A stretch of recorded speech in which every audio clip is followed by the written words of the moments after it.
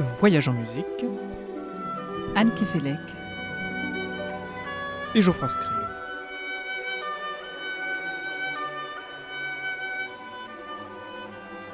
Il y a quelque chose de pire que d'avoir une âme perverse, c'est d'avoir une âme habituée, nous disait Charles Péguy. Péguy, j'allais vous le dire. Je me suis demandé, Anne Kefelec, étant donné votre carrière de pianiste international, si ou comment on peut lutter contre l'habitude dans la profession que vous avez exercée toutes ces années. Écoutez, c'est une, pour gagner du temps, on répond souvent à ça, c'est une bonne question. Parce que il y a double réponse, à la fois à travers donc toutes les nombreuses années où je vis toujours, je continue de vivre ce métier. C'est vrai qu'il n'y a pas de routine possible.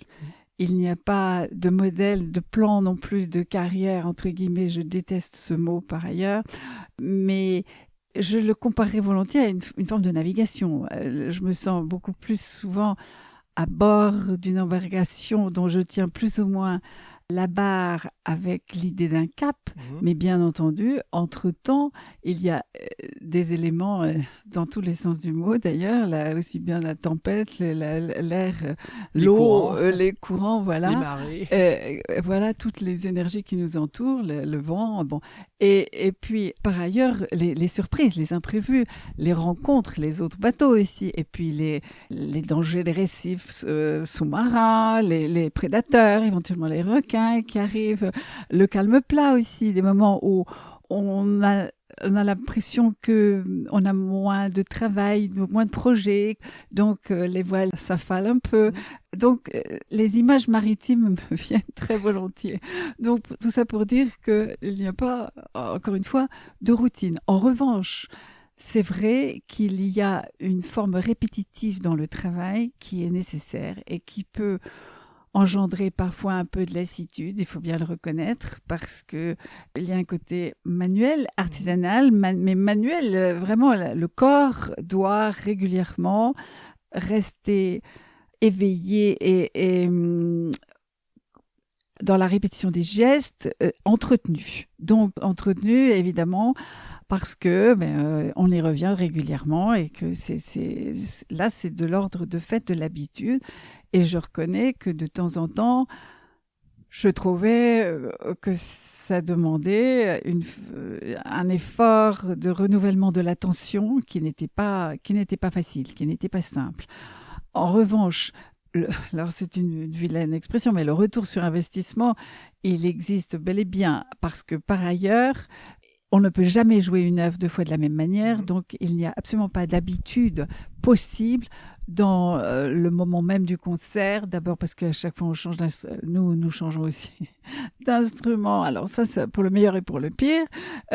Nous changeons de public, nous changeons de lieu, nous changeons nous-mêmes, nous sommes du temps, donc on est en permanence dans le temps et c'est aussi la force de cet art.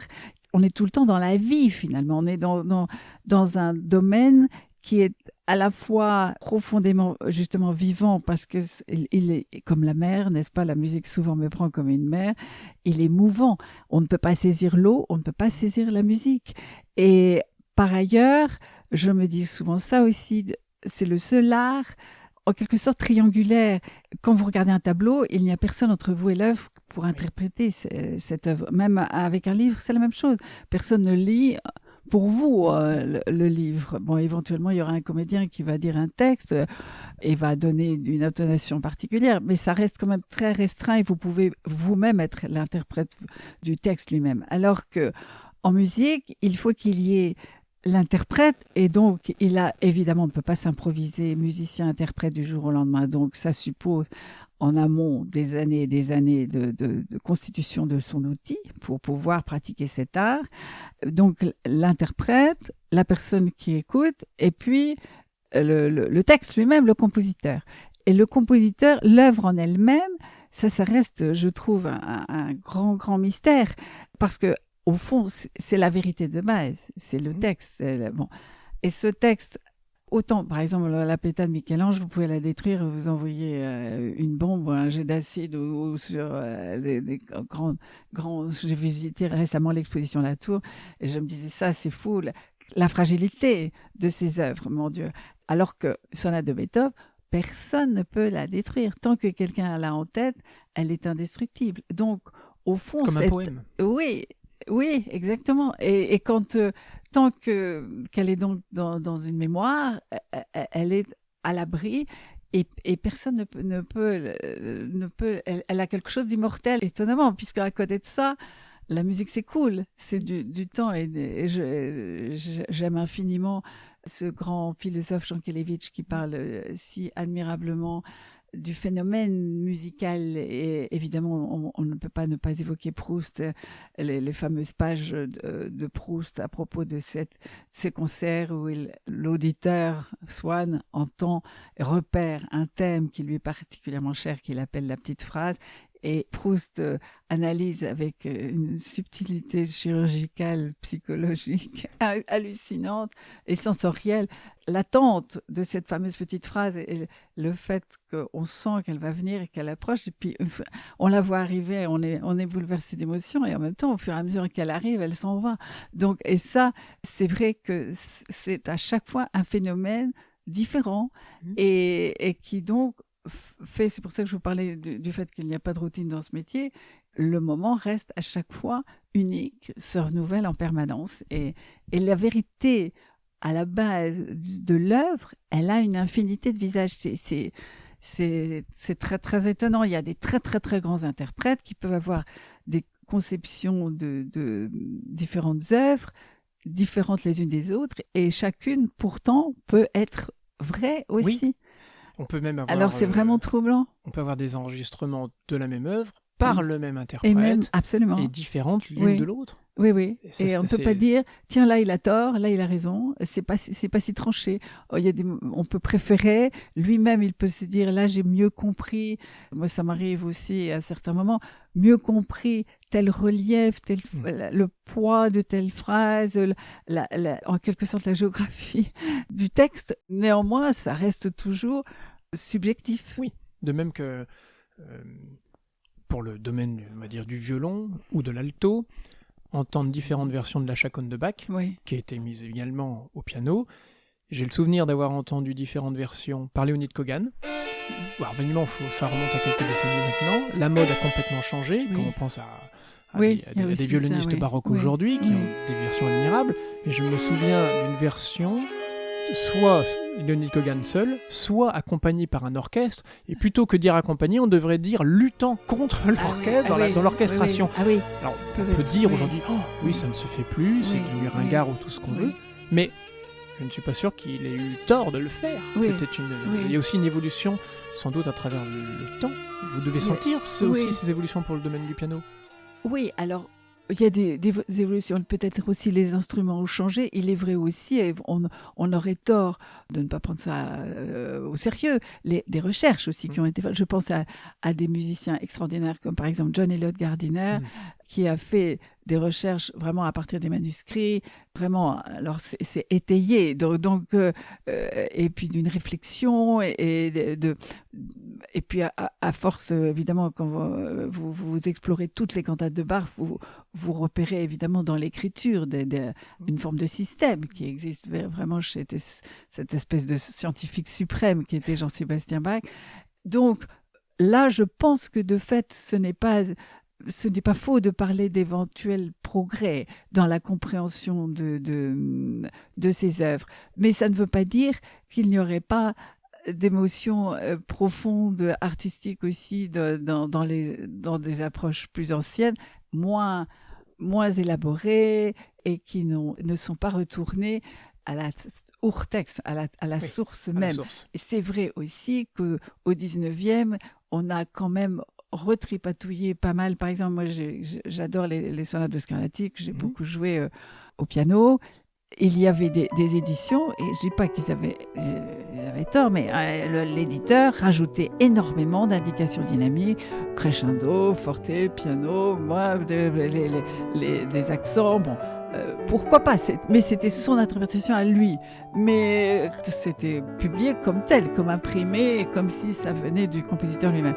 Alors, c'était peut-être à la fois un argument de vente et peut-être pour simplifier le travail des plus jeunes. C'était l'idée qu'il fallait améliorer aussi, voilà. Je pense. Mais c'est de fait, ça coupait une forme de liberté d'interprétation. Or, dans cette musique baroque, il y a vraiment une vertu suprême, je pense, qui est justement la liberté. C'est étonnant, je fais cette petite parenthèse sur le plan de l'évolution enfin, pour les genres musicaux. C'est-à-dire, quand vous parlez de la musique, on parle de la musique baroque, il n'y a pas d'indication d'interprétation. Et au fur et à mesure qu'on avance dans le temps, et notamment quand on arrive à la période romantique, qui est censée être l'expression des émotions et se libérer des carcans de la forme, etc., ou de la polyphonie, du contrepoint.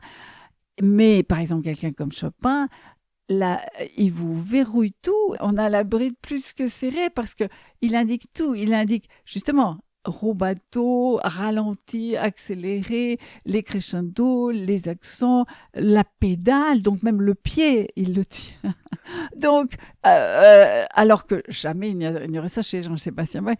Moi, j'aime beaucoup l'idée que pour des textes aussi rigoureux, parce que c'est à la fois, mais j'aime bien cette notion de rigueur dans la liberté ou de liberté dans la rigueur qu'il y a chez Bach. Au commencement était le verbe, qui est sa musique. À la fin aussi. Entre-temps, vous faites ce que vous voulez. Et pour revenir à Scarlatti, qui est né la même année que Jean-Sébastien Bach et Handel, 1685, il a écrit, et j'aime infiniment cette parole, qui clôt la préface de la trentaine de ses 555 sonates. Il n'y en a eu que 30 qui ont été publiées de son vivant. Et là, il a écrit une préface à l'intention de l'interprète. Et qui se termine par cette parole qui ouvre tout le champ, qui laisse le champ plus couvert. Il dit ceci: « Montre-toi plus humain que critique, ainsi tu augmenteras ton propre plaisir, sois heureux. » Autrement dit, moi j'entends, tu es en face d'un piano, vas-y, fais-toi plaisir. Si tu es heureux, c'est que tu es dans le vrai. Donc, je trouve que c'est formidablement libérateur et je crois que c'est aussi ce que pourrait dire Jean-Sébastien Bach. Oui, mais enfin. Alors, pour revenir à Chopin, pensez-vous que l'évolution de laisser une partition vide d'indications, puis d'obtenir des partitions, comme vous le disiez, verrouillées, soit issue d'un simple phénomène de mode, ou était-il l'expression d'une fatigue des compositeurs de voir leurs œuvres jouer à leurs yeux et à leurs oreilles, jouer n'importe comment? N'importe comment, comme vous y allez. Peut-être était-ce juste leur pensée. Non, mais je pense que, de fait, ils avaient une idée. Ils étaient d'ailleurs, pour la plupart, en tout cas, c'est évidemment le cas de Chopin, de Liszt, un peu de Schumann, mais moins, puisqu'il s'était abîmé la main, mais il avait sa femme en tant que qui lui prêtait plus que ses mains, Clara. En fait, oui, je pense qu'ils avaient le désir, ils avaient, en tant qu'interprètes eux-mêmes, le désir d'être au plus près de ce qu'ils ressentaient eux quand même. Oui. Il y avait, je pense, une forme de projection personnelle davantage. Je ne dirais pas du tout que Jean-Sébastien Bach se projette dans sa musique, lui. C'est Dieu qui le projette. Il projette autre chose que son ego. Alors que dans la musique romantique, l'ego, dans sa richesse, dans sa sensibilité, dans son exceptionnalité, son unicité, oui. Mais Jean-Sébastien Bach, c'est l'universel qui l'intéresse. C'est le transcendant, voilà, ce qui moi me dépasse, moi, c'est Soli Deo Gloria. Et pensez-vous aussi, ou est-il possible de penser, Anne Kefelec, que Bach, puisque vous parlez de Bach, écrivait, si je puis dire, au kilomètre, donc à l'époque, tout le monde jouait sans doute comme ça, tout le monde devait savoir que, donc c'était même pas la peine de noter, tandis que les autres, peut-être, l'époque étant différente, il fallait donner beaucoup plus d'indications. Je crois que c'est non, tout le monde ne devait pas jouer bien du tout parce qu'il y a des quelques traces des colères de Jean-Sébastien Bach quand on chantait mal, quand on respectait pas la musique, où là on voit que ça le rend fou. Non, les musiciens à l'époque d'abord, ils étaient aussi tous plus ou moins compositeurs dans l'ensemble. Alors, il y avait aussi ça. Donc, alors que Chopin, il avait des élèves, mais ses élèves n'étaient pas forcément compositeurs, oui. voilà, ou tristes, ou bon. Mais là, je pense que dans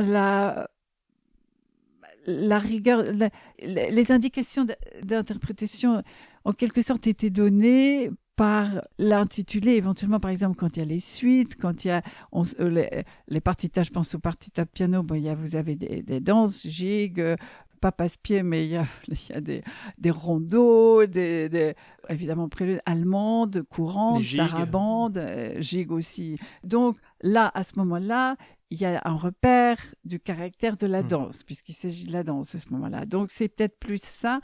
Quand on a les 48 préludes et fugues, là, c'est différent. Évidemment, on n'est plus dans la danse, même s'il peut y avoir de temps en temps l'esprit de la danse, mais c'est plus dans l'écriture elle-même. Et là, je pense que il devait trouver que c'était l'affaire de chacun. Alors, il est vrai que quand on jouait au clavecin les 48 préludes et fugues, de toute façon, il n'y a pas le panel de nuances au clavecin qu'il y a au piano. Déjà, on change totalement, on n'est plus sur le même bateau. Donc, on transforme le matériau du fait que c'est plus le même instrument. Et je pense qu'à ce moment-là, il faut être dans l'esprit de son contemporain, de Scarlatti, et montre-toi plus humain que critique. Voilà, augmente ton propre plaisir et Dieu reconnaîtra les siens. Oui. Alors, puisque cette magnifique pièce où nous enregistrons notre conversation me pousse à vous poser cette question, Anne Kefelec, le piano qui se trouve devant nous, est-il pour vous l'occasion, de temps en temps, de vous jouer quelque chose pour vous faire plaisir, plus que d'être dans un travail lié à un concert qui va arriver? Ah oui, ça m'est arrivé, bien sûr. Alors, pas seulement ici, mais j'ai aussi une pièce de travail plus retirée, là, parce que là, si je suis ici, là, il s'agit d'une pièce plutôt ce qu'on appelle un salon, donc plutôt social d'une certaine façon, et qui d'ailleurs permet, ça nous a souvent arrivé à mon fils et moi, de faire des petites réunions d'amis ici avec des répétitions et on dispose les sièges et comme ça on fait en effet une sorte de petit concert house music comme disent les Allemands et moi là-haut j'ai un autre piano, un très beau Steinway où là je peux peut-être plus facilement me jouer des choses pour moi là-bas. Oui, bien sûr, ça m'arrive. Et vers quel compositeur allez-vous en prédilection?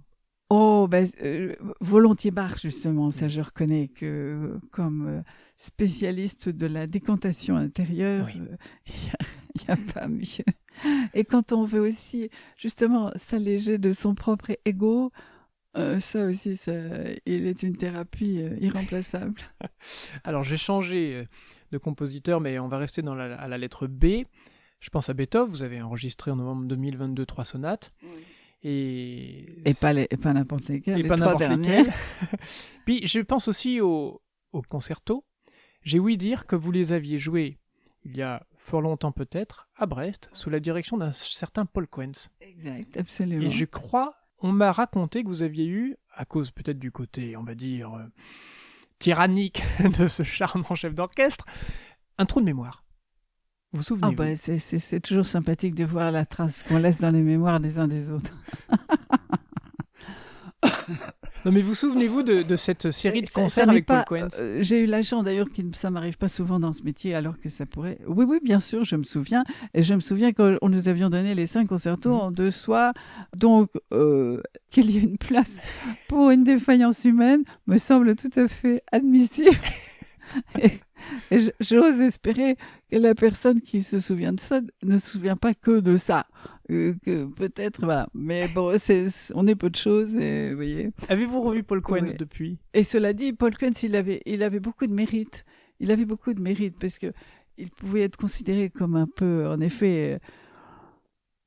comment dire, avec moi il était très gentil, mais avec l'orchestre il fallait que, en effet, c'était un peu au fouet, quoi. Il fallait que ça réponde et ils avaient peu de temps de répétition et c'était donc et puis les personnes qui jouaient là étaient souvent prises par leurs propres activités par ailleurs ou leur travail d'enseignant aussi. Il y avait souvent des professeurs, donc c'était dur pour eux, c'était un peu dur pour tout le monde, mais il avait le mérite vraiment de réaliser des projets Et il a dirigé à un moment donné le conservatoire de Brest.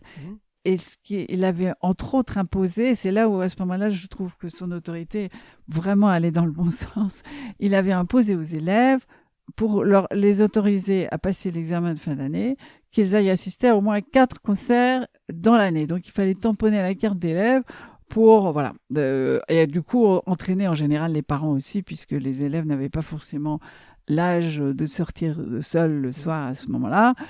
Donc, je trouve que c'était remarquable comme idée parce que, de fait, ça fait partie des choses dont on se dit que ça va de soi. Les élèves vont aller écouter les concerts organisés par le directeur. Mais non, il peut y avoir des bonnes raisons de ne pas y aller, mais en général, elles ne sont pas très bonnes et c'est plutôt de l'ordre de la flemme et une absence de curiosité. Donc, quand on fait de la musique, on doit aussi en écouter, naturellement, pas seulement entre guillemets, en produire.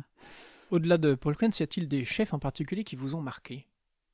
Ah oui, bien sûr, il y en a, bien sûr, à des titres divers, Et juste pour terminer avec Monsieur Quenz, je lui garde aussi beaucoup de reconnaissance pour des concerts, toute une série de concertos de Mozart, mais un bon nombre, au moins une dizaine, que nous avons donnés à l'église Saint-Séverin à Paris. Ah oui. Donc, grâce à lui, j'ai monté ce répertoire à ce moment-là. Et ensuite que j'ai rejoué avec des grands orchestres, mais c'était un rodage formidable pour moi et puis un bon point de départ parce que se lancer à travailler à tout hasard des concertos en se disant on va peut-être les jouer quand on est un jeune musicien, un jour peut-être on va me les demander, on ne le fait pas ça. Il faut vraiment avoir une incitation, une proposition. Là, tel jour, telle date, il y aura ce concerto qu'il faut que je sorte en quelque sorte. Eh bien, là, évidemment, il l'a fait. Et donc, merci à lui parce que je dois avoir au moins une quinzaine de concertos de Mozart à mon répertoire. Et ça, c'est un trésor d'avoir vécu ça. Pour revenir à votre question précédente par rapport aux chefs qui m'ont frappé. Il y a justement Gardiner, j'ai eu la chance de jouer plusieurs fois avec lui, dont le 4e concerto de Beethoven à Londres et puis à Lyon aussi. Et c'est un musicien d'une intelligence et d'une passion en même temps vraiment contagieuse et très exigeant, mais profondément impressionnant dans lui aussi, alors dans sa rigueur, mais en même temps une forme d'imagination aussi, de fantaisie, tenue en bride, mais toujours quand même aussi une personnalité vraiment vibrante. Boulez aussi, j'ai souvenir de séances de travail avec Boulez, vraiment d'un stimulant et encourageant en même temps, et qui était une surprise pour moi parce que je ne m'attendais pas à ce contexte. Il s'agissait des noces de Stravinsky et il avait souhaité que je participe à ce concert. Et on avait eu droit, parce qu'à ce moment-là, cet homme avait toutes les capacités, on accédait à tous ses désirs, et notamment ce qui concernait les répétitions. Alors, tant qu'il trouvait qu'il fallait répéter, que ça n'était pas encore tout à fait peaufiné, en l'occurrence c'était à la Maison de la Radio, on lui octroyait toutes les heures de répétition qu'il voulait, on réglait l'orchestre en conséquence, enfin les musiciens. Magnifique. Et donc, on avait dû avoir pas loin, dans mon souvenir, de 7 répétitions pour les noces, avec toutes en décomposant l'heure, avec les pianos seuls, avec les chanteurs, etc. Et donc, on finissait par arriver au concert en connaissant aussi bien la partie des autres que la sienne, donc qui donnait un confort personnel inouï. Donc ça, c'était fantastique. Et il était a priori, j'avais vraiment cette idée, parce qu'on connaissait déjà à l'époque, bien que ça remonte à très très longtemps, mais il avait déjà cette réputation d'une forme de sévérité, de très... enfin, les photos qu'on voyait, c'est un visage plutôt farouche, et bon, on se disait, là, il va pas falloir pas commode. Vraiment être... il va falloir être irréprochable, et il faut être résister en acier trempé. Et en fait, pas du tout. Il était dans le travail, exigeant naturellement, et grande patience, mais voulant absolument aider, et quand il comprenait où ça pouvait coincer un peu, et les petites questions des uns des autres, il aidait, il était positif, et il faisait tout à fait ce qu'il fallait pour. Donc ça, c'était humainement aussi vraiment une très belle rencontre. Grande exigence envers lui-même. Je suppose oui. qu'il connaissait toute l'œuvre, toute sa partition. Non, mais lui, sur le bout des doigts. Plus que les doigts. Le cerveau, les oreilles, incroyable. Il entendait tout, les moindres détails. D'ailleurs, parfois, certains orchestres le testaient, faisaient jouer un tout petit peu faux, je sais pas moi, un corps là au milieu où il y en avait 3 ou 4. Il le décelait et il savait d'où ça venait. Non, c'était une oreille d'enfer. Là, vous avez prononcé les oreilles, les doigts, et quelle est votre position sur le fait de jouer ou non par cœur? Bah justement, c'est peut-être pour ça qu'il y a des trous de mémoire. Moi, j'aime bien par cœur. Parce que justement, on ne dit pas qu'on joue par tête, on dit qu'on joue par cœur. Exactement. Et a priori, maintenant, avec les technologies modernes, de plus en plus, y compris de jeunes interprètes, se servent des tablettes. Et moi, je regrette cela. Je peux comprendre jusqu'à un certain point pour un certain type de répertoire qu'on n'a pas l'occasion de jouer souvent, qu'on a besoin de cette sécurité, ou aussi en musique de chambre, où là, c'est bien aussi, ça peut être une aide, même si le fait de devoir tourner les pages avec le pied au piano, ça fait que pendant ce temps-là, la pédale, on la met forcément un petit peu différemment. Enfin, on s'accommode. Mais sinon, par exemple, les 3 dernières sonates de Beethoven, alors qu'il y a Dieu sait, et j'ai même entendu des grands musiciens se perdre, par exemple, dans la fugue de l'opus 110, de la 31e sonate, j'ai toujours préféré les donner par cœur, parce que je trouve que cette espèce d'appropriation organique d'un texte, si on peut plus, pour moi en tout cas, être plongé vraiment dans l'œuvre, dans l'invisible, sans justement ce support visuel devant soi. Parce que pour moi, justement, et notamment pour les pianistes qui donnent un récital, mais c'est valable pour beaucoup d'autres musiciens, mais enfin le piano en particulier, puisque ce phénomène du récital de piano solo, cet exercice-là, il est justement, cette solitude-là, elle est vraiment particulièrement connue des pianistes, et pour cause, puisque le piano, c'est un orchestre en miniature, et qu'il a la polyphonie, l'harmonie, etc. Bon, bref, pour moi, la musique est invisible. Et c'est le domaine de l'invisible. Et dans cette invisibilité, il y a une liberté extraordinaire, dans la mesure où je trouve une préservation du fort intérieur, et je trouve que l'époque présente ne met pas ça en valeur. Maintenant, on veut tellement faire tout passer par l'œil. Oui. Et je suis récemment tombée sur une parole de Bernard de Clairvaux, cistercien, extraordinaire. Comme de temps en temps, il y a des formules comme ça, lapidaires. Alors, je vous cite d'abord Sainte Thérèse d'Avila pour la fulgurance. Le beau élève l'âme. Bon, tout est dit. Et Bernard de Clairvaux, et je crois que c'est plus ou moins, je ne sais pas si c'est la devise, mais enfin, en tout cas, c'est une injonction de l'ordre cistercien. Tu veux voir, point d'interrogation, écoute. Voilà. Bon. Tout est dit. Voilà. Et j'aime aussi la définition de l'ordre dominicain.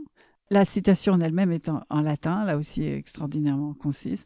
Contemplata aleis tradere, livrer aux autres ce que l'on a contemplé. Traduction lourdaude française, mais le latin est évidemment plus élégant. Donc, mais cela dit, le sens même de cette parole rejoint Bernard de Clairvaux. Donc, tu veux voir, écoute. Et pour moi, c'est ça la force aussi de la musique, quand on parlait tout à l'heure du fait que la musique est indestructible. Là, à l'époque présente, on est tellement tenu par ce pouvoir démentiel de l'œil, de l'image, ces sollicitations des écrans en permanence. C'est vertigineux, et c'est autant, on abdique d'autant plus sa liberté intérieure, parce que on vous balance et qu'on le veuille ou non, ce qu'on voit reste. Il y a une espèce d'apparence de vérité qui est redoutable. Et d'ailleurs, maintenant, on voit bien avec l'histoire de l'intelligence artificielle, tout ce qu'on va pouvoir encore plus qu'autrefois fabriquer comme image, comme voix. Même comme musique artificiellement créée. Oui. Alors, jusqu'à quel point entrera-t-on dans le cerveau de celui qui écoute, je ne sais pas. Peut-être que la musique artificiellement créée, ça fait partie des interrogations troublantes de l'époque. Et peut-être qu'elles seront très belles, Et peut-être qu'elles déclencheront en nous des émotions. C'est pas hors de question. À ce moment-là, on peut d'ailleurs se dire, peut-être qu'elles resteront du coup des créations humaines, puisque si elles existent, l'intelligence artificielle a été tout de même jusqu'à présent inventée par des humains. Alors maintenant que l'être humain, que ce soit l'histoire de l'apprenti sorcier, finisse par être dépassé par sa créature, ça c'est peut-être. Peut-être aussi que les disques vinyles présents dans votre bibliothèque oui, je ne les ai pas achetés, oui. vont renaître à nouveau dans un âge d'or, parce qu'on pourra se dire, eh bien, quand j'écoute Alfred Brendel, par exemple, eh bien, c'est vraiment quelqu'un qui a vécu, qui a vraiment joué cette musique écrite, et le craquement qu'on entend du vinyle montre que, oui, c'est peut-être pas une œuvre factice, mais peut-être que les jeunes générations et celles qui viendront dans les années à venir se diront, ah oui, c'était vraiment le fait d'un homme. Ça a quelque chose de beau. Le fait aujourd'hui d'écouter un disque vinyle... Vous voulez dire par rapport même au CD ou par rapport simplement à l'intelligence artificielle, le fait d'écouter vraiment quelqu'un qui a vraiment enregistré cette œuvre, et peut-être même en concert, avec quelqu'un qui éternue, nous fait nous raccrocher, peut-être 40 ans, 60 ans après l'événement, à un événement qui a vraiment existé.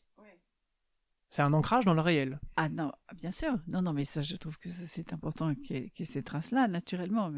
Mais ce qui nous guette maintenant, c'est d'un autre ordre. C'est de se dire qu'on arrive à... Alors, je ne sais pas sur le plan musical, mais si on peut faire une fausse symphonie de Beethoven, à partir d'algorithmes de beethoveniens, jusqu'à quel point...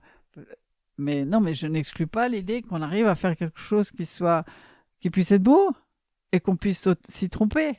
Donc, c'est... Alors, évidemment, par ailleurs, on partirait quand même de Beethoven, à la base.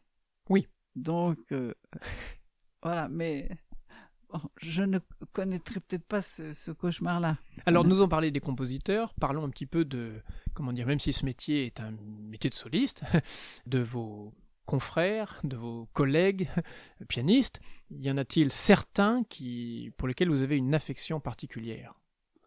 Oh oui, bien sûr, il y en a. Que vous aimeriez entendre peut-être, par exemple. On parlait d'enregistrement. Il y en a beaucoup.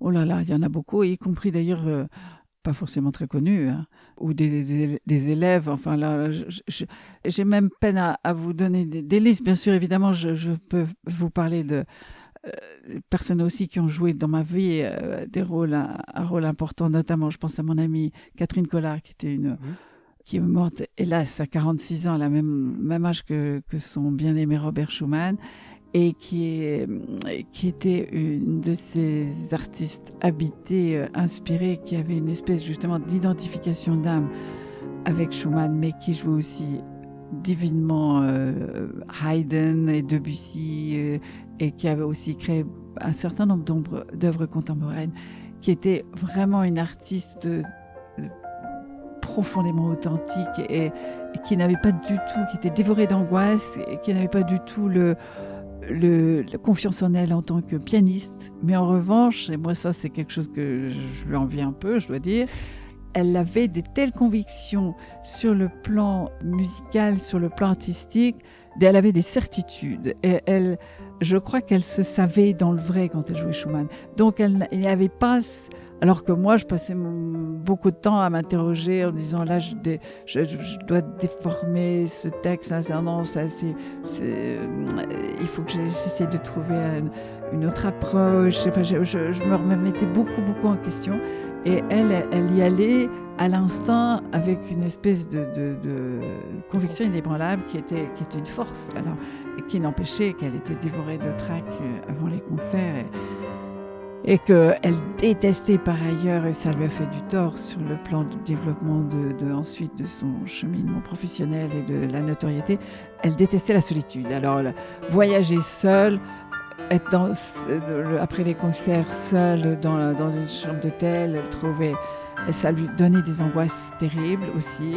Alors que moi, non. Et c'est même quelque chose que finalement, tout bien réfléchi, j'ai assez aimé ça dans mon métier, voyager seule, rencontrer d'autres personnes par moi-même, sans être forcément prise dans un groupe, parce qu'il me semble que c'est souvent la façon évidemment la plus directe de rencontrer ses semblables et puis découvrir d'autres pays, d'autres même nourriture, écouter d'autres langues. Et puis j'étais heureuse de pouvoir avoir aussi ce temps à ce moment-là pour moi, pour lire pendant les trajets, etc. Donc je n'ai pas... Enfin, l'aspect qui est nécessaire surtout pour les pianistes, l'aspect un peu célibat, il y a la dimension célibat du métier, il y a une partie de soi qui doit rester célibataire quand on monte seul sur la scène, ça c'est sûr, mais je ne le vivais pas comme une frustration. Alors peut-être aussi parce que j'avais par ailleurs évidemment la chance d'avoir aussi pu fonder une famille et puis donc alors je culpabilisais à fond en tant que mère par ailleurs.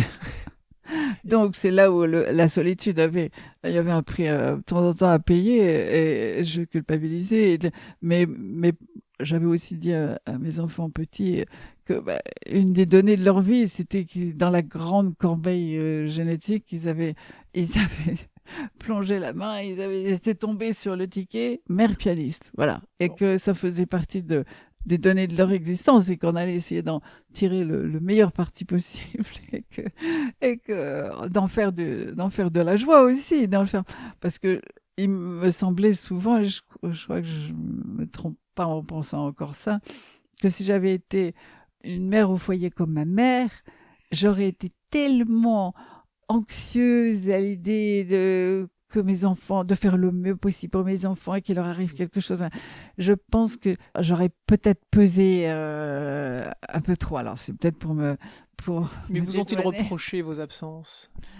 Ils n'ont pas reproché maintenant, mais maintenant j'en sais rien. Si elle se retrouve un jour chez un psy, peut-être qu'il dirait ma mère c'était terrible, oui, elle aurait dû être là. Ça, je ne sais pas. Chacun se construit à partir aussi de secrets, de manques également, ou de choses qu'on vit comme des manques sur le moment et puis qui finalement peut-être vont déboucher sur des découvertes fécondes. Donc, comme on sait bien, mon Dieu, on fait tout ce qu'on peut sur le plan de l'éducation et de ce qui, comme disait ma chère mère, enfin, c'est sur l'amour que nous serons jugés. Et puis surtout, aime et fais ce que tu voudras. Donc, qui n'est pas si facile que ça comme recette de vie. Donc, non, je trouve qu'en tous les cas, maintenant, au point où nous en sommes tous arrivés, mes enfants sont naturellement plus que des grandes personnes, sont des adultes qui ont construit leur propre vie. Et notre relation est très belle et très confiante et très pleine d'affection. Donc, ma foi, réjouissons-nous de cela. Jouez-vous différemment en concert si vous savez qu'ils sont par exemple présents dans la salle à vous écouter? Ah, sans doute que oui, un peu, oui. Alors, peut-être moins mon deuxième fils qui n'est pas musicien professionnel, mais avec mon fils Gaspard, parce que ça, c'est important. Je dois aussi évoquer ça. Justement, cette transmission qui s'est faite presque par devers moi. Enfin, je voulais absolument que mes enfants sachent que la musique existe et que ça fasse partie de leur bagage de vie. Mais que Gaspard soit devenu pianiste ensuite, c'était vraiment son choix à lui, passionné et sans appel à l'adolescence où là, c'était totalement inenvisageable qu'il puisse se tourner vers une autre activité, alors qu'il était avant cela passionné de tennis et qu'il y avait sans doute un peu une lutte intérieure entre voilà.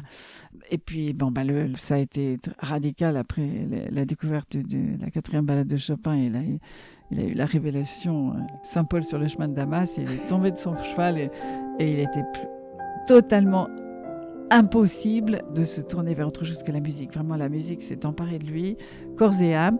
Et donc, c'est vrai que maintenant, souvent, nous avons la joie, je dois dire, que tous les deux, de partager aussi des concerts en jouant seul chacun et puis en terminant le concert par des œuvres à 4 mains où il y a un répertoire absolument magnifique. Et donc là, c'est vrai que c'est un grand c'est un plaisir d'ailleurs qui se paye d'un certain prix, parce que avant la joie du concert, il y a les petites séances de répétition avant, et je peux vous dire qu'il ne fait pas de cadeau à sa mère, loin de là, et qui peut parfois s'agacer pas mal, et qu'il peut y avoir quelques discussions un peu tendues sur l'interprétation, et en même temps, il a raison, mais à ce moment-là, le rapport mère-fils n'entre plus en ligne de compte. Oui, et j'ai tout à fait confiance dans son avis. Et quand vous me demandiez, là, quand je joue en concert, est-ce que ça change des choses? Ça change. Et ce qui change, je sens une solidarité, et ça fait du bien, parce que j'aurais tout à fait confiance dans les commentaires après coup, parce qu'il me connaît bien aussi. Mais je sais qu'il me dira tout à fait, en toute transparence, qu'il a ressenti, et je fais totalement confiance à sa justesse, à sa sensibilité. Il me semble que nous avons pu sentir cette solidarité entre vous lors du concert donné à Dijon, avec l'ensemble orchestral de Dijon, dirigé par Flavien Bois, avec le concerto numéro 10 de Mozart pour deux pianos.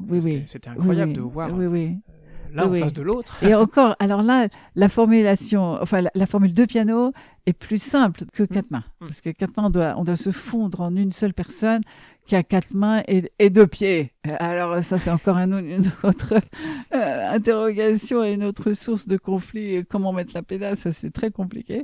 Et on partage son terrain. Bon, tandis qu'à deux pianos, il y a vraiment un partenariat. On est un dialogue, on a totale liberté de son territoire. Donc, c'est une joute davantage, ou un duo d'opéra. Enfin, mais c'est vrai que c'était une grande joie de jouer cette œuvre-là, qui est tellement merveilleuse aussi de poésie, de vie. Alors, je vais revenir peut-être sur les pianistes. Peut-être par J'ai pas parlé de Brendel, évidemment. J'ai parlé de Catherine Collard, mon amie Catherine Collard, mais plutôt que de faire en effet une énumération de tous les grands pianistes que j'admire, puisqu'il y en a tellement, y compris toujours contemporains d'ailleurs, notamment un tout récemment que j'ai entendu aux Champs-Élysées dans les 3 dernières sonates de Beethoven, Jonathan Beast, B.I.2.S., qui est un extraordinaire musicien et une très très belle personne. J'ai eu la chance, donc à l'âge de 20 ans, de rencontrer et ensuite de pouvoir bien souvent étudier des œuvres fondamentales avec lui, Alfred Brendel. Je l'ai rencontré au bon moment, si j'ose dire, pour lui et pour moi, dans la mesure où il n'était pas encore célèbre, et il avait une certaine latitude de temps. Donc, il était relativement simple de pouvoir le rencontrer sans qu'il soit dévoré par un agenda très absorbant et des voyages, comme ça a été le cas très rapidement après cette fameuse rencontre. Donc, là, ça a été absolument déterminant, évidemment, pour l'homme, le pianiste, le musicien. Ah oui. Il est d'ailleurs difficile de séparer le tout chez quelqu'un de cette envergure, de cette personnalité, d'une si profonde intelligence et liberté en même temps. Il vous a inspiré, ou c'était aussi des conseils techniques? Oui. Plutôt les conseils stylistiques. Techniques, ça ne l'intéressait pas de parler de ça. J'ai eu la chance, quand je l'ai rencontré, justement, j'avais un outil qui pouvait fonctionner, et j'ai bien senti que, justement, pour quelqu'un comme lui, ça l'intéressait d'être pédagogue vis-à-vis de quelqu'un qui pouvait répondre à ce qu'il suggérait, alors que ça n'aurait pas été le genre de professeur à aider un jeune à trouver des réponses techniques. Ça, c'était pas... Et la vie est trop courte pour lui, c'était trop court pour lui, c'était pas l'essentiel. Il fallait pouvoir le répondre, et sinon il considérait qu'évidemment, sans doute, ça lui faisait un peu perdre son temps, quoi, parce ce qu'il pouvait donner, ce qui était essentiel, c'était d'un autre ordre. Qu'avez-vous ressenti lorsqu'on a appris sa disparition en juin dernier? Écoutez, j'ai eu la chance, vraiment, toutes ces dernières années, je suis toujours restée en contact avec lui. Je le voyais au moins 1 ou 2 fois par an quand il y avait des amis, quand il venait parfois à Paris, il me donnait des cours d'interprétation, notamment pour des quatuors à la Philharmonie. Ça, j'allais assister toujours à ça. Et j'avais joué là fin avril au Wimore Hall à Londres. Et j'avais eu la chance cette année, donc en 2025, de pouvoir dès le lendemain, il m'avait invité à déjeuner chez lui avec sa compagne, qui est une femme absolument merveilleuse. Donc on était tous les trois. Un jour de grand soleil, il faisait un temps de rêve de printanier, et on avait échangé avec énormément je peux dire de joie. Il semblait très très heureux qu'on se retrouve tous les trois comme ça, et qu'on parlait de Beethoven, on a parlé évidemment d'un certain nombre de ses concerts auxquels j'étais heureuse de faire allusion. Et il est mort 1 mois et demi après, donc je l'ai vu vraiment dans les tout derniers moments. Et ce que j'ai ressenti au moment de sa disparition, en fait, c'est étrange. J'ai tenu absolument à aller assister à ses obsèques, et à Londres, donc au mois de juin, et j'ai le souvenir d'une cérémonie d'une beauté absolument bouleversante. C'était tout sauf des obsèques funèbres. C'est difficile de vous décrire ce qui se passait, parce que ça avait été présenté d'ailleurs comme des obsèques qui étaient aussi la célébration d'une vie. Et c'était vraiment ça. La cérémonie se déroulait dans une petite église aux environs à Hampstead, là, tout près de sa propre maison de résidence. Et il n'y avait pas un photographe professionnel. Personne même n'a utilisé ça. Je trouve ça extraordinaire. Je n'ai vu personne prendre de photos avec son téléphone portable. Un moment vraiment hors du temps, de respect. Il y avait son fils Adrian, qui est violoncelliste et qui a joué avec un jeune quatuor, le quintet à 2 violoncelles de Schubert, le mouvement lent. Et c'était ça, la musique qui a eu ça. Beethoven, naturellement, aussi un extrait de quatuor de Beethoven. Et un des moments les plus bouleversants comment vous dire, qu'il évoquait, lui, avec... c'était presque une forme de bonheur. Le quatuor a joué non pas un adagio ou un requiem ou une pièce qui aurait pu être très belle, mais lente, et au moment où le cercueil a quitté l'église, le quatuor a joué à Vivace d'un quatuor de Haydn. Et donc, Alfred Brendel quittait cette petite église portée par la musique de Haydn, et tout à coup, on avait presque l'impression que ça devait être léger, et que c'était exactement, à mon avis, comme ça qu'il aurait aimé nous dire au revoir, quoi. Il y avait et comme c'était en effet la célébration d'une vie, le décès d'une personne qui a accompli son chemin à ce point, qui a tellement vécu son talent, tout ce qu'il portait en lui a donné son fruit. Donc, il n'y a pas lors de certaines obsèques, on a la sensation terrible de quelqu'un qui part trop tôt, et qui aurait dû et pu encore faire du bien et être heureux et partager avec ses semblables. Je me souviens des obsèques de Nicolas Angelich, par exemple, à Paris, qui était un musicien que j'aimais alors là aussi profondément. Et là, il y avait une autre dimension dans le chagrin. C'est pas le même. C'est pas. Peut-être pour Brigitte Ungerer aussi. Aussi pour Brigitte, bien sûr, et pour mon amie Catherine aussi, bien sûr. Là, on se dit. Et on ose se dire c'est injuste. Enfin, cette espèce de notion vous vient, c'est injuste. Alors que pour Alfred Brendel, c'était pas injuste. C'était dans l'ordre des choses. Et lui le sentait aussi. Il considérait que toutes ces dernières années avaient été presque des cadeaux de la vie pour lui, auxquels il ne s'attendait pas. Il ne pensait pas qu'il aurait pu vivre jusqu'à cet âge avancé en ayant gardé la flamme allumée comme ça. Mais vous voyez, je suis intarissable. Mais enfin, bon, là, je vous partage des choses extrêmement intimes. Mais pourquoi pas Alors, peut-être auriez-vous un conseil, peut-être pour les plus jeunes, pour durer dans le temps? Et je vais peut-être éclairer le propos par cette très brève archive. Oui, de qui je voulais parler, là?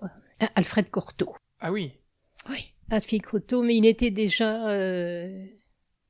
très fatigué physiquement. Il se droguait, et je l'ai vu se piquer dans les coulisses avant de jouer. il y avait de quoi pleurer. Hmm. Mais alors, dès que les mains étaient sur le clavier, il a fait une édition de travail, d'ailleurs, aux éditions Salabert, pour pratiquement tout, les polonaises, les ballades, les mazurkas, tout, pièces de fantaisie, tout. Et avec des doigtés et des explications, personne n'a refait la même chose depuis. Pourquoi? Il en avait fait pour Schumann aussi la même chose. Alfred Cortot. Est-ce que ce souvenir d'Antoinette Guérodrin sur Alfred Cortot, la question qui en découle, c'est comment durer dans le temps avec ce métier? Oh là là. Est-ce que vous auriez un conseil? Non, mais déjà, il faut que je digère, si je puis dire, la formation. l'écoute de cette... parce que moi, je l'ai rencontré, Cortot, il se trouve, il y a très oui. longtemps, évidemment. J'étais toute petite. Et en fait, j'ai aussi été totalement imprégnée par ses éditions de travail et par son enseignement, parce que mon professeur, celle qui m'a guidée, qui m'a formée, je peux dire jusqu'à pratiquement l'âge de 16 ans, il y avait la mère et la fille. Elle s'appelait Madame Bascouret, elle était une de ses deux assistantes à l'école normale, donc qui porte son nom maintenant, le nom de Cortot. Et donc, j'ai été tout à fait formée avec en tête les priorités qu'il accordait, lui, à la souplesse du poignet, l'écoute du son, donc le toucher. Et c'est vrai que c'était, quand j'y pense, une belle, très belle école, enfin des principes de base qu'après, ce qui montre qu'ils étaient bons et qui m'ont été bien transmis, je n'ai jamais eu à défaire des choses pour réapprendre autrement. Quand on voit, il y a beaucoup, hélas, de jeunes musiciens qui démarrent avec des mauvaises bases, qui ont des mauvaises postures, des raideurs qui commencent à s'installer, et défaire après, c'est évidemment extraordinairement difficile. Et donc moi j'ai eu la chance parce que j'ai eu cette magnifique pédagogue, Madame Bascouret, qui enseignait selon les principes Cortot. Mais je ne savais pas que Cortot en arrivait à se piquer. Alors là, inutile de vous dire que je suis absolument contre l'idée de quelque substance que ce soit qu'il faille s'administrer ou ingurgiter avant. Oui, mais pour tenir, non, parce que non, si c'est pour pratiquer sa passion, il faut se shooter ou se soigner. Je trouve ça absolument pathétique. Alors, ça m'est difficile d'avoir un jugement moral. D'abord, quand il se piquait, est-ce que c'est parce qu'il souffrait par ailleurs? On ne sait pas très bien. Est-ce qu'il était diabétique? C'était peut-être de l'insuline. Bon, on ne sait pas. Là, c'est quand même. Après, on peut questionner. Mais non, mais durer. Moi, si vous voulez, il n'y a pas de recette. De toute façon, il n'y a pas de recette dans ce métier au début, au milieu, à la fin. C'est comme je vous disais, c'est comme la navigation. Bon, alors, il vaut mieux avoir des bonnes provisions à bord. Et puis, un esquif qu'on a le plus solide possible, ça oui, quand même. Bon, et puis peut-être de l'eau au cas où, quoi, voilà. Mais, et puis ensuite, faire confiance pour qu'au fur et à mesure, moi c'est comme ça que ça s'est passé en tout cas, j'avais jamais eu de plan de carrière. Et il y a je reconnais, là on le sait après coup, qu'il y a eu des opportunités qui se sont présentées à tel ou tel moment. Il y en a certainement que j'ai laissé tomber, évidemment, et je ne le savais qu'après, mais j'avais l'impression que sur le moment, on peut pas sous-peser exactement les tenants, les aboutissants, les résultats de ces choix. Tiens, dans toute vie, il y a ça. J'aurais peut-être dû aller à gauche et finalement, je suis allée à droite. Et puis, si j'étais pas allée à droite, j'aurais pas eu les chemins qui ensuite sont arrivés à gauche. Enfin, donc, il y a pas de plan préétabli. Et si on dure, on peut pas, moi, je trouve qu'on peut pas le décider. Avant, c'est peut-être un mélange de caractère, de confiance, de se dire, on fait au jour le jour, aussi bien qu'on peut, mais une certaine forme de bonne volonté. Et moi, je trouve quand on a la chance de pratiquer un métier comme ça, qui vous met en contact avec la beauté au jour le jour, bon, tant mieux si on dure. Enfin, je reconnais, là encore une fois, c'est difficile pour moi de répondre à cette question parce que je suis bien obligée de constater que, à ma façon, c'est ce qui m'est arrivé. Je suis toujours là, je suis jamais restée, si je puis dire, le bec dans l'eau, à me dire Maintenant, j'ai pas de concert devant moi. Qu'est-ce que je fais? Qu'est-ce que je peux faire comme projet?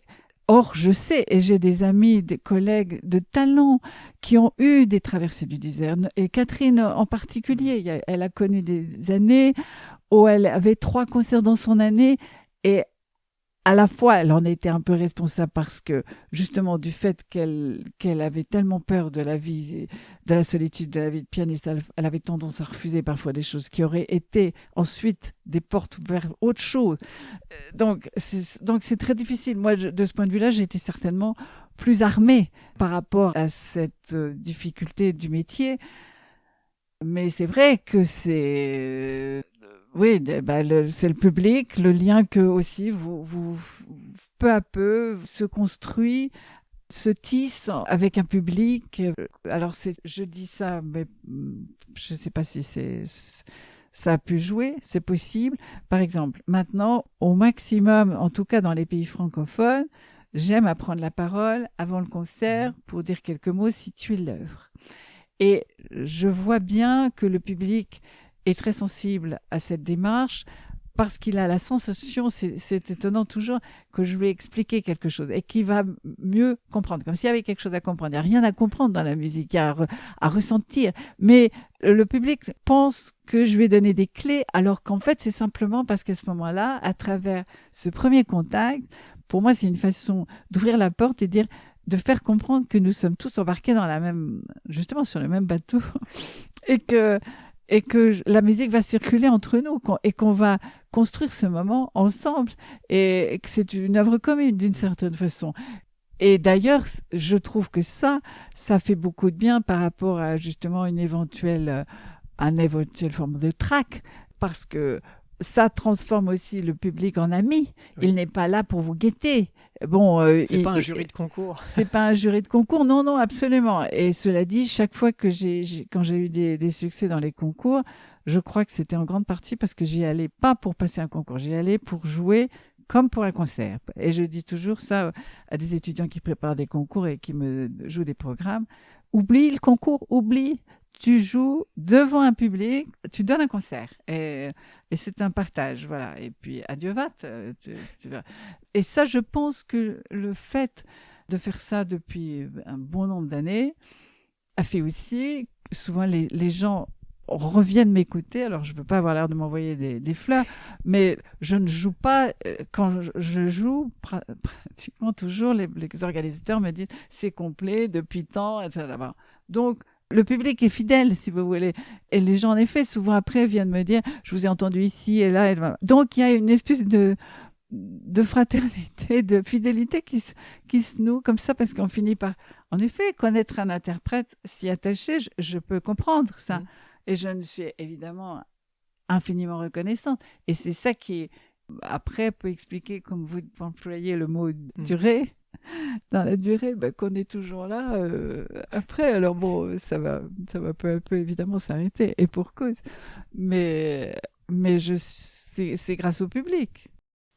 Anne Kefelec, peut-être aussi faut-il aborder un sujet. On a parlé de concerts, on a parlé de cours, d'entretien avec les plus jeunes, qui vous pouvez donner des masterclass peut-être, en tout cas des conseils. Peut-être aussi faut-il parler des festivals. Je vous sais proche, parce que vous y avez été plusieurs années durant, à la Folle Journée de Nantes. Oui, je peux évoquer la personne de René Martin.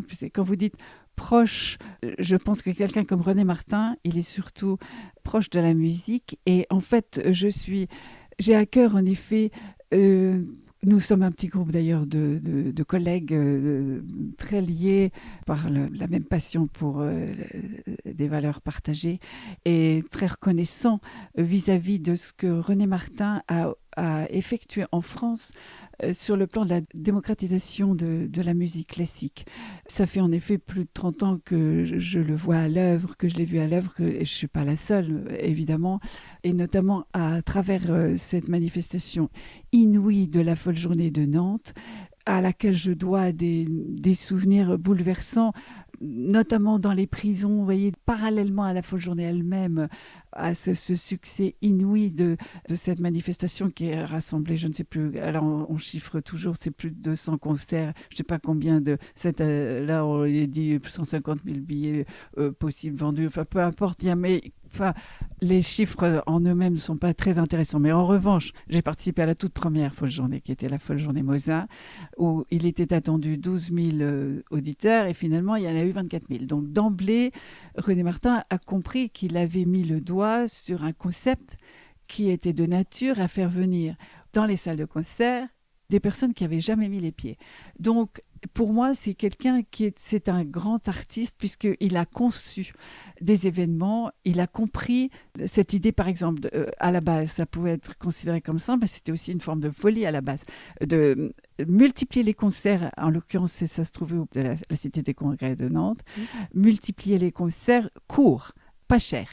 A priori, on aurait pu se dire, ils vont être gavés, le public. Eh bien, pas du tout. Il a compris que l'appétit venait en mangeant. Et en effet, les personnes qui viennent au concert de la folle journée, au départ, moi j'ai vu ça avec beaucoup de mes amis aussi, une fois qu'il s'est trouvé là, il tombait à la renverse parce qu'il s'y passait, il y avait une atmosphère, une liesse et une fraternité qui se jouait, qui était vécue par ce public et une espèce d'exaltation dans ce partage de la musique qui ne ressemblait à nulle part ailleurs, aucun autre événement.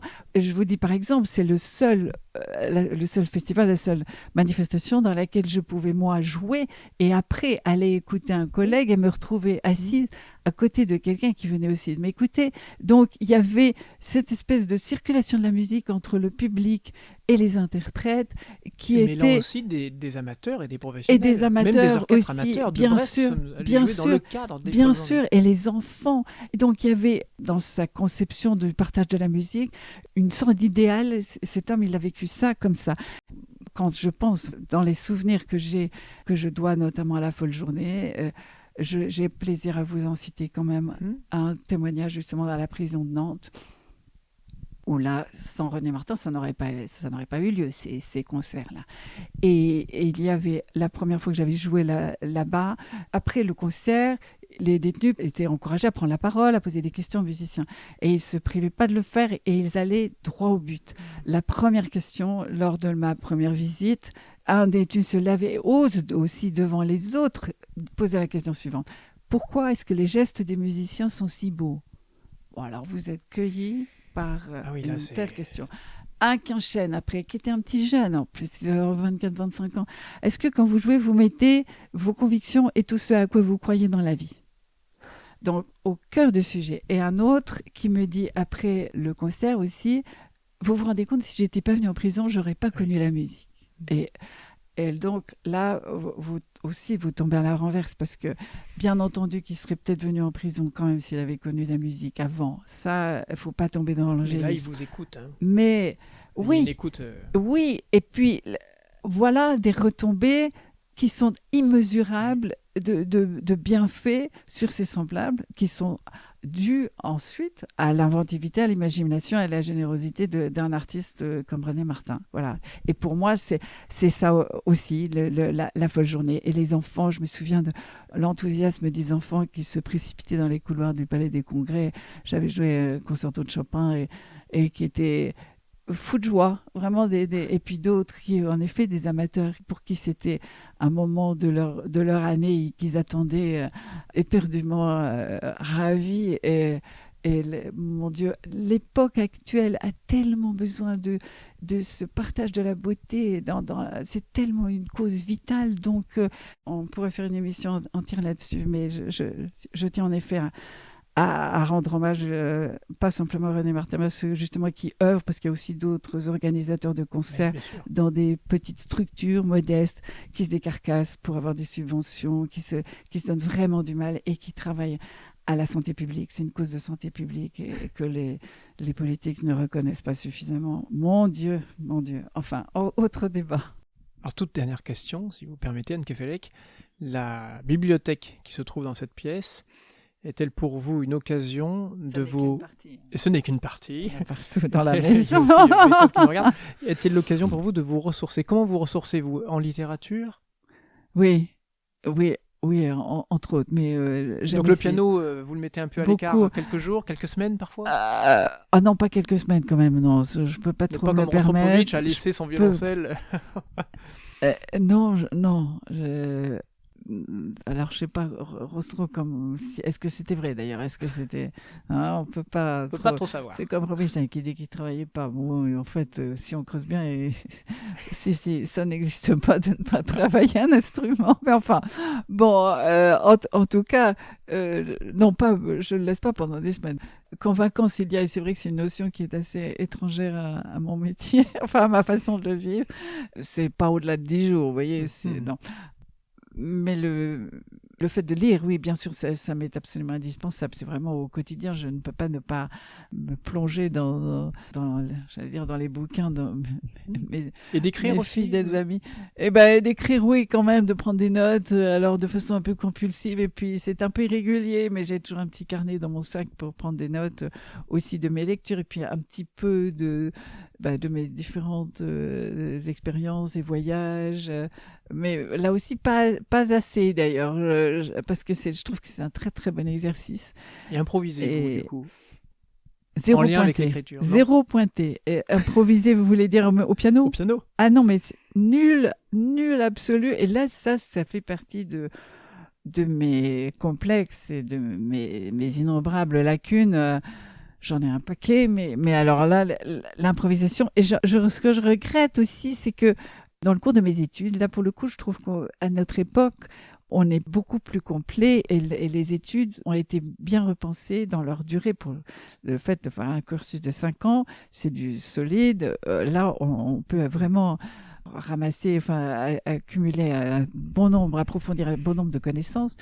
Qu'à mon époque, c'était totalement différent parce que quand je suis entrée au conservatoire, c'était, je me souviens, un mois de novembre et au mois de juin suivant, j'avais mon premier prix de conservatoire. Donc, pratiquement 6 mois après, donc, je venais d'entrer, tout d'un coup, j'étais dehors. Alors là, je me disais, mais c'est pas possible, j'ai l'impression que j'ai rien appris.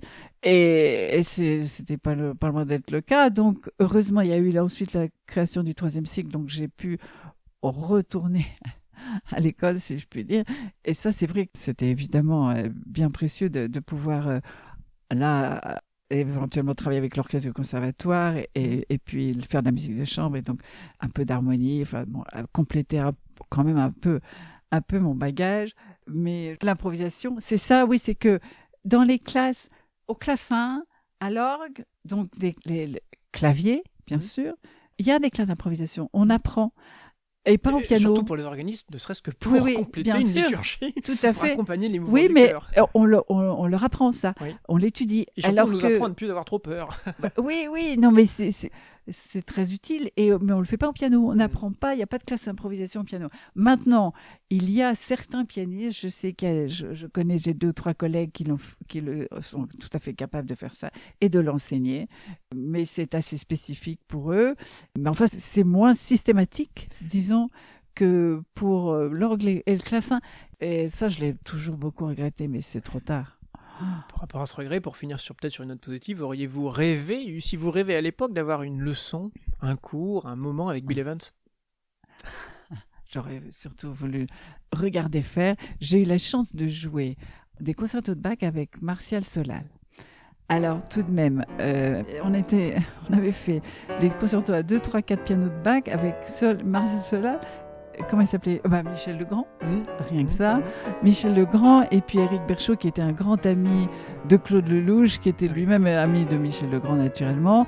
Et nous avions fait une petite tournée où on s'était répartis donc les fameux concertos à 2, 3, 4 pianos de Bach là, qui sont extraordinaires. Alors, c'est Martial, qui était un jazzman inouï, je ne sais pas si vous l'avez entendu, mais une pyrotechnie de pianiste absolument fascinante, était aussi un homme d'une humilité, d'une gentillesse vraiment absolument désarmante et exceptionnelle.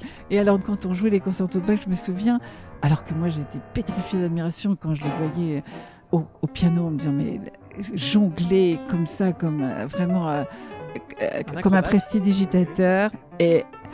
Et après, il me disait, mais comment tu fais ça là dans le concerto de Bach? Et là, oh là là, ça me fait peur. Et il était, alors qu'il avait eu par ailleurs une formation en partie classique aussi, avec Pierre Sancan, je me souviens, qui était un très grand professeur de piano du conservatoire. Et donc, j'étais impressionnée de voir alors là, un improvisateur de génie. Et qui, à côté de ça, lui, était un peu pétrifié quand il s'agissait de jouer une partition qui était imprimée.